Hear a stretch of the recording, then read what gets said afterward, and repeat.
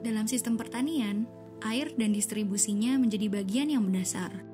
Tanpa adanya air yang didistribusikan dengan baik, maka aktivitas pertanian dapat dengan mudah terhenti. Berbagai macam upaya dilakukan oleh para petani dalam menyediakan air. Air tersebut bisa bersumber dari sungai, danau, hingga yang bersumber dari tanah seperti sumur bor. Namun, tidak semua kawasan pertanian memiliki sumber air yang mencukupi. Salah satu contohnya adalah di wilayah pulau-pulau kecil yang memiliki cadangan air terbatas seperti di Pulau Semau yang terletak di Nusa Tenggara Timur. Di kawasan ini, tidak semua komoditas pertanian dapat dikembangkan. Pemilihan jenis tanaman menjadi sangat berpengaruh terhadap ketersediaan cadangan air yang ada. Pemilihan jenis tanaman untuk komoditas pertanian dengan tingkat konsumsi air yang tinggi menjadi ancaman serius pada musim kemarau.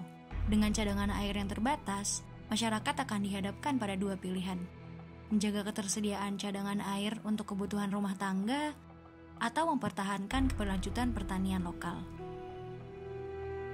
Pulau Semau ini memang karakternya memang sama seperti dengan pulau kecil yang lain. Jadi dia pulau kecil tuh selalu punya masalah dengan air, apalagi di Nusa Tenggara Timur di mana iklimnya itu adalah iklim semi ringkai atau semi arid. Di mana curah hujan itu memang rata-rata memang sekitar 4 bulan ya, 4 bulan dalam waktu 1 tahun, kecuali di beberapa tempat saja, misalnya bagian tengah dari Manggarai, kemudian beberapa bagian dari Flores, beberapa bagian dari timur. Tapi Pulau Semau sendiri bisa disebut low lying island ya, karena dia cuma 200 meter dari permukaan laut paling tinggi, dan dia memang berkarakter iklimnya kering, semi ringkai. Nah, dari sisi geologi, Pulau Semau itu adalah pulau karang. Dia terdiri dari batuan utamanya itu adalah gamping dan karang, juga karang berpori. Ada beberapa bagian itu lempung ya, lempung liat, dan tanahnya memang cenderung tidak subur. Tanah merupakan salah satu faktor penting dalam karakteristik lahan di Semau. Hasil analisis BPD ASHL Benai Nol Mina tahun 2013 menunjukkan bahwa 83% tanah di Semau merupakan tanah litosol, 13% tanah molisol, dan 4% tanah alfisol. Tanah litosol adalah tanah yang produktivitasnya rendah karena kadar bahan organiknya rendah pada tanah dan sangat pekat terhadap erosi. Sedangkan jenis tanah molisol mengandung akumulasi dan dekomposisi bahan organik yang tinggi maupun polimerisasi bahan residu yang kita sebut sebagai humus. Terakhir, tanah alfisol adalah tanah yang subur dengan kemampuan tahanan air dan zat hara yang baik. Walaupun sumber daya air di Pulau Semau terbatas, namun sebagian besar masyarakatnya memiliki mata pencaharian sebagai petani. Berdasarkan data BPS tahun 2018, dari 1.815 orang yang jenis pekerjaannya terdata, 1.632 orang diantaranya tercatat bekerja sebagai petani. Artinya, sekitar 89% dari jenis pekerjaan masyarakat Pulau Semau adalah petani. Sehingga keberlanjutan pertanian di Pulau Semau harus menjadi perhatian yang sangat penting.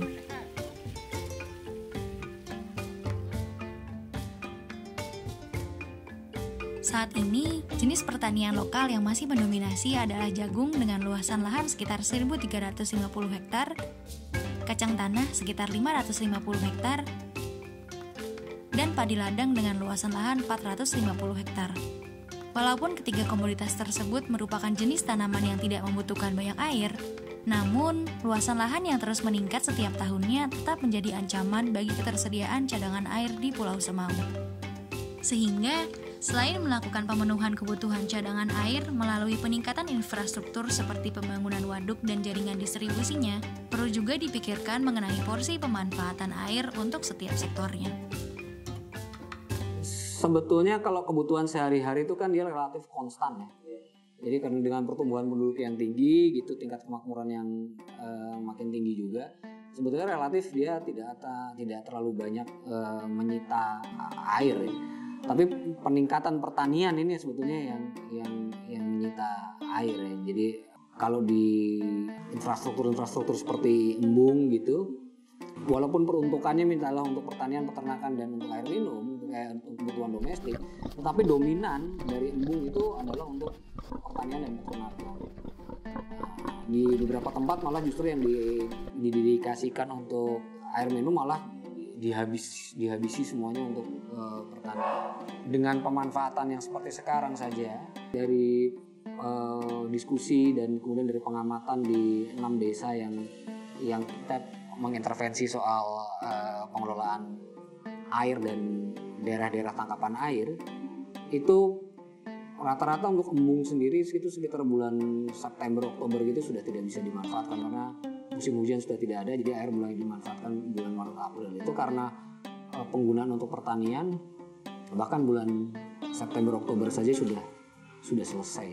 Jadi ada dua sih penyebabnya, satu faktor evaporasi, penguapan, tetapi juga yang lebih kencang adalah karena digunakan untuk pertanian. Iya, kan sebetulnya dia tidak menggunakan irigasi ya. Jadi embung kemudian dia ditampung di dalam bak-bak penampung itu air dari embung. Tapi kemudian nanti dia dialirkan ke orang boleh ngambil dari bak itu untuk kebutuhan sehari-hari. Nah, tapi kemudian kan ada problem gitu karena embungnya di tanah siapa, baknya di tanah siapa, kemudian daerah pertanian yang paling dekat, maka yang paling dekat dengan embung lah mereka yang paling banyak menggunakan. Dan itu memang tidak ada aturan, tidak ada satupun di desa yang kita datangi, tidak ada kelembagaan yang memadai gitu soal air ini. Dalam mengatasi keterbatasan masalah air dan keberlanjutan pertanian di Pulau Semau, beberapa kelompok tani kemudian coba mengembangkan satu jenis tanaman pangan dengan tingkat konsumsi air yang rendah, namun memiliki nilai gizi yang tinggi. Tanaman ini secara nasional dikenal dengan nama sorghum. Bagi masyarakat Pulau Semau, walaupun saat ini tidak banyak masyarakat yang masih bertani dan mengonsumsi sorghum, namun tanaman sorghum sebetulnya sudah pernah tercatat dalam sejarah tradisional masyarakat Pulau Semau. Orang tua saya itu petani tradisional, sehingga di samping mereka menanam jagung sebagai bahan makanan pokok, juga tanam ini sorghum. Waktu saya masih berumur, ya masih sekolah di SD, itu orang tua saya itu banyak menanam sorghum. Dan cara tanam mereka itu tidak langsung, tetapi ketika dekat musim hujan mereka hambur saja di ladang, di lahan itu. Jadi kami bersama orang tua, kami konsumsi itu sorghum. Dan sorghum ini ada banyak jenis. Ada sorghum yang berwarna merah, ada juga yang berwarna putih, ada juga yang berwarna hitam, dia punya kulitnya. Dan karena mungkin perkembangan, sehingga sekitar tahun 1958 saya masuk SD kelas 2, itu sorghum sudah mulai berkurang sedikit-sedikit. Karena mungkin itu dipengaruhi dengan bercocok tanam padi sudah mulai, sehingga sorghum itu tidak begitu diusahakan lagi. Lalu sekarang ini hampir-hampir sorghum itu tidak begitu diusahakan lagi di sini. Begitu.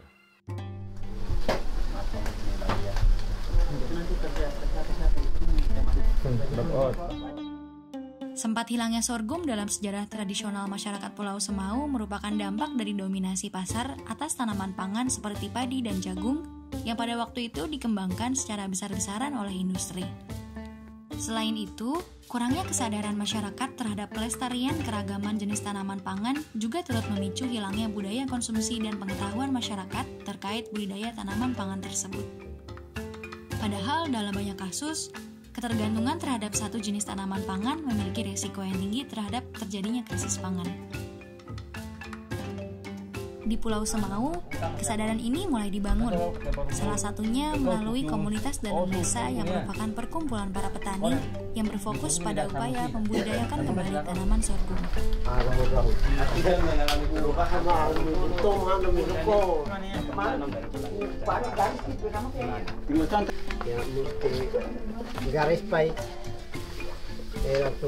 Awal terbentuknya komunitas dalam desa itu oleh karena program atau fase yang kelima dari teman-teman dari Mitra Kota Kupang, itu di LSM Pikul, Geng Motor Imut, dengan beberapa komunitas lain yang dari Kota Kupang yang membimbing kami khusus di bidang pertanian, hutan, dan ada beberapa kegiatan lagi. Dengan adanya bimbingan di fase kelima, maka kami beberapa anggota tertarik dengan programnya itu, sehingga kami bentuk komunitas Dalan Mesa. Kami bentuk komunitas Dalan Mesa ini berawalnya dari 5 anggota. Itu pun juga saya ambil dari beda-beda kelompok tani di Desa Utuhan. Kita ambil 5 anggota, kita sama-sama dalam komunitas, dan kita sepakat untuk buka lahan punya saya, untuk tanam tanaman umur panjang pendek. Nah, kebiasaan kami di Semau itu kalau di musim hujan kita tanam jagung dan tanam padi. Kalau di musim panas atau musim kemarau kita siram bawang, kemudian bawang merah, kemudian tanam sayur-sayuran di musim panas. Nah, yang menjadi hal yang baru bagi kami anggota komunitas itu adalah jagung dan padi. Sementara sorghum itu kan dari orang peninggalan nenek moyang dan orang tua kami yang dulu. Bahkan orang tua kami masih sempat menikmati dan juga melakukan penanaman tanaman pangan yang sorghum. Tapi kebiasaan orang tua kami yang mau mengolah untuk bentuk makan juga masih manual. Dia harus tumbuk lagi, baru masak untuk bentuk nasi yang bisa makan. Kemudian rasanya juga sorghum juga tidak rasanya sepertinya beras dan jagung, sehingga tanaman pangan sorghum ini hilang. Tidak ada lagi, bahkan kita sampai generasi kita tidak ada lagi yang membudidaya tanaman sorghum. Nah, dengan berjalannya waktu, kami anggota komunitas bersama dengan LSM atau komunitas-komunitas dari Kota Kupang itu bisa membantu kami untuk bibitnya itu kami dapat kembali itu di sekitar tahun 2014-15.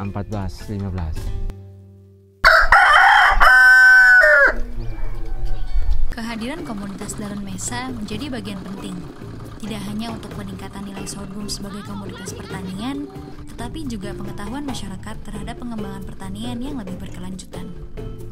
Budidaya sorghum yang dilakukan oleh para petani komunitas Dalan Mesa juga merupakan upaya dalam menjaga keberagaman jenis tanaman pangan yang ada di Pulau Semau.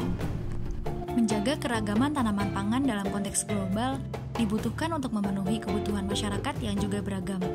Upaya menjaga keberagaman tanaman pangan juga telah dianggap sebagai upaya pencegahan risiko terjadinya krisis pangan. Upaya ini tentu harus didukung oleh kesadaran masyarakat dengan meningkatkan nilai konsumsi tanaman pangan dengan tidak bergantung pada satu jenis tanaman pangan saja. Dalam konteks keragaman, setiap jenis tanaman pangan memiliki nilainya masing-masing. Adapun dalam pengembangan nilainya akan sangat bergantung pada lingkungan alam dan masyarakatnya. Di Pulau Semau, sorghum menjadi harapan para petani sebagai tanaman pangan yang tahan terhadap kondisi lingkungan yang kering, serta dapat menjadi komoditas unggulan dari hasil pertanian lokal selain jagung dan padi. Bulan Maret tahun 2019 yang lewat. Ini karena memang berdasarkan pengalaman, kalau kita mau banding sorghum dengan tanaman-tanaman lain seperti jagung, sorghum ini saya pikir dia lebih cepat berhasil karena dia tidak begitu butuh banyak air. Selama ini bapak saya ada usahakan tanaman jagung, itu sebagai usaha pokok begitu. Tapi saya juga cenderung ke usaha ini sorghum karena saya berpikir bapak sorghum ini memang orang tidak begitu tahu dia punya manfaat itu, sehingga tidak begitu usahakan. Tapi coba kalau kita usahakan, berarti sorghum ini dia tidak sesulit kita usaha padi, karena kita untuk siangi dia itu juga tidak begitu butuh tenaga yang ini, dan perawatan sorghum dia tidak sesulit perawatan padi begitu Pak. Kalau dari sisi tanah dan iklim ya cocok saja ya, terutama dari sisi iklim, karena sorghum tuh terbukti ya di banyak, bahkan itu misalnya di Sabu banyak sekali masih di daerah-daerah yang beriklim kering, sorghum lebih bertahan dibanding jagung maupun padi. Jadi kalau misalkan itu kemudian dibudidayakan lagi di Semau, saya kira akan menolong ketersediaan pangan di Semau. Kemudahan budidaya sorghum dikarenakan kemampuan adaptasinya yang tinggi terhadap kondisi alam di Pulau Semau, sedikit banyak telah meningkatkan kembali pengetahuan masyarakat untuk dapat mempertahankan pertanian tanpa harus mengancam ketersediaan cadangan air untuk kebutuhan rumah tangga. Selain itu, nilai gizinya yang tinggi diharapkan juga dapat meningkatkan kualitas pangan masyarakat Pulau Semau ke depannya. Akan tetapi, dari semua manfaat yang ada tersebut, tentu saja diharapkan tidak menjadi tujuan utama dari pengembangan tanaman sorghum di pulau ini. Sebab, sorghum sebagai tanaman pangan masih menyimpan banyak potensi yang dapat terus dikembangkan, tidak hanya untuk Pulau Semau, namun juga untuk kebutuhan masyarakat global di masa depan, di mana kita akan selalu disibukkan dengan permasalahan keterbatasan air dan kebutuhan akan hasil pertanian dan keragamannya.